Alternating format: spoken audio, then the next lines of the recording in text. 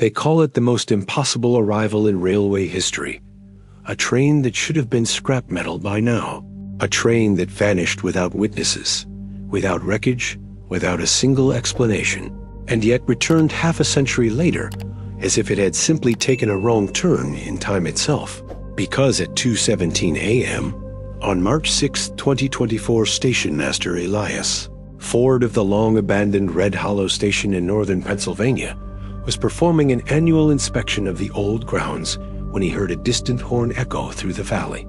A horn that should not have existed since the 1970s. And when he stepped onto the chilly platform, he saw the blinding beam of an approaching locomotive cutting through the fog, rattling the tracks that had not carried a train in decades. And with a deafening rumble, the long-lost Crescent Valley Line train 103 pulled into the station, with passengers staring out the windows in confusion, dressed in 1970s clothing, clutching tickets stamped July 12, 1974.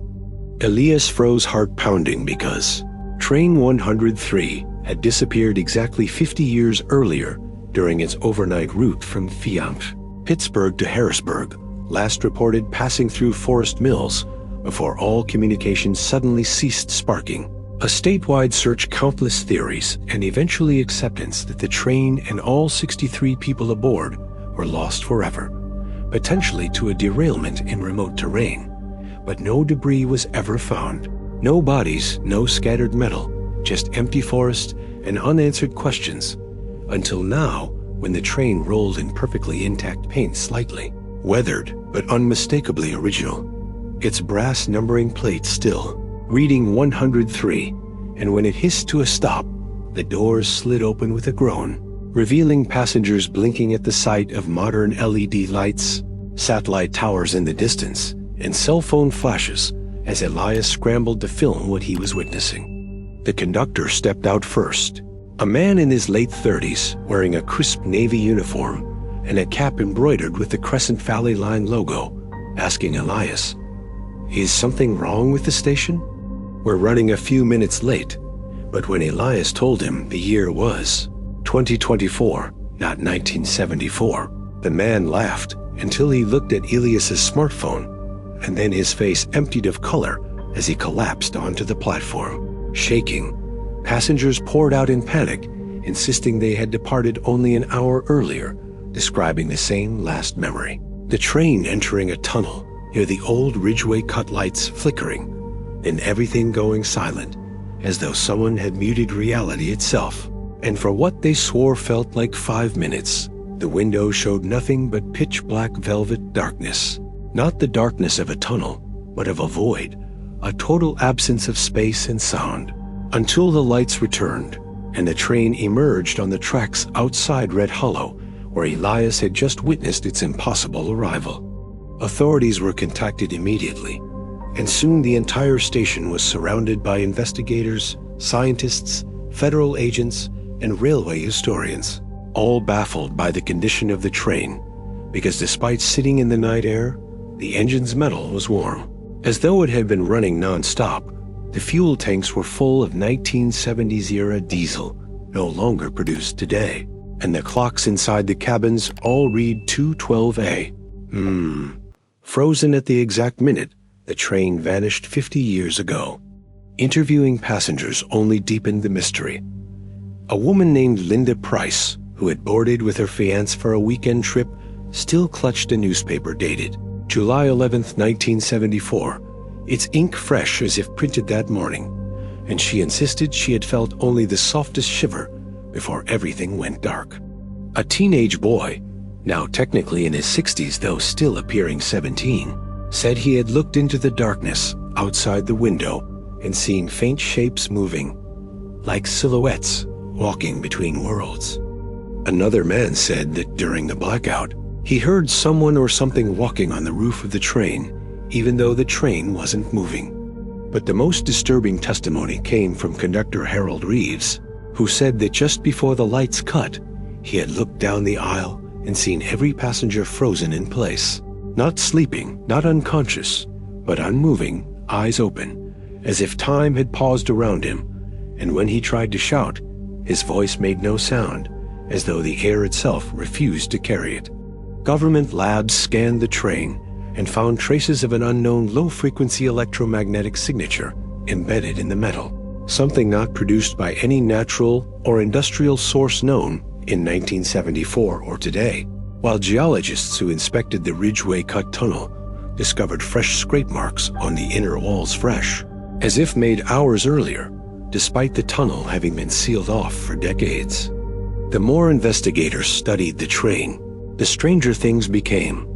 Photos taken of the interior developed with faint distortions, like blurred silhouettes standing in the aisles where no one had been.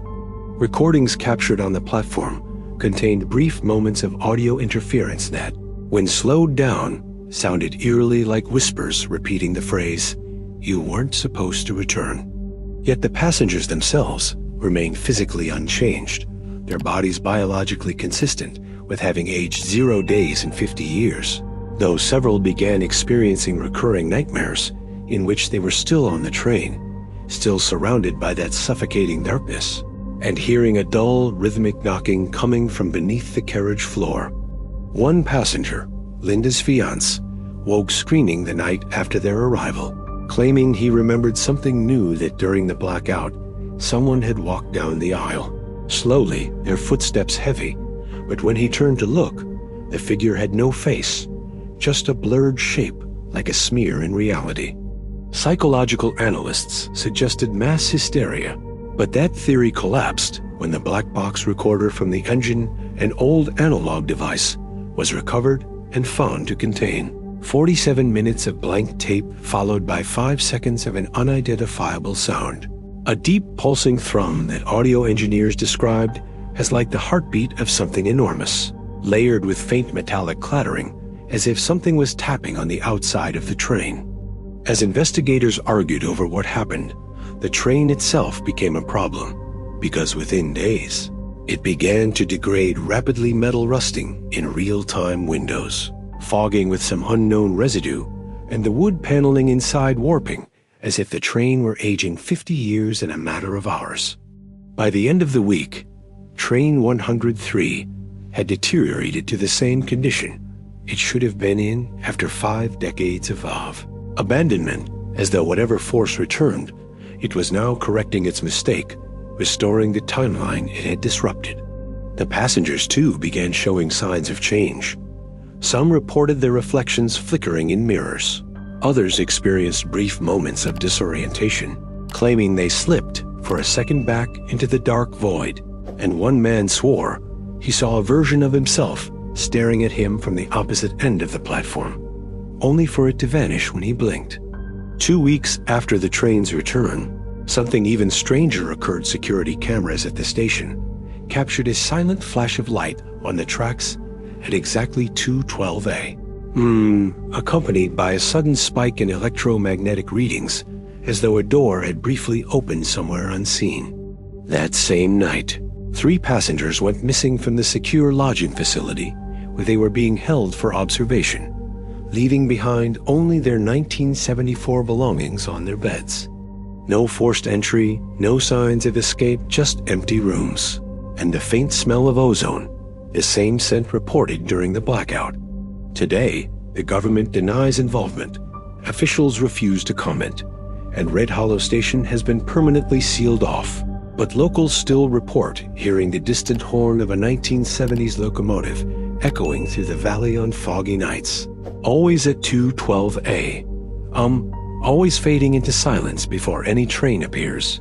And many believe Train 103 did not return by accident, that whatever took it in 1974 let it slip through the cracks of time for only a moment, long enough to remind us that the tracks we know might run parallel to others we were never meant to see. And the real question haunting investigators now isn't how the train returned, but whether it will come back again to reclaim the rest of its passengers.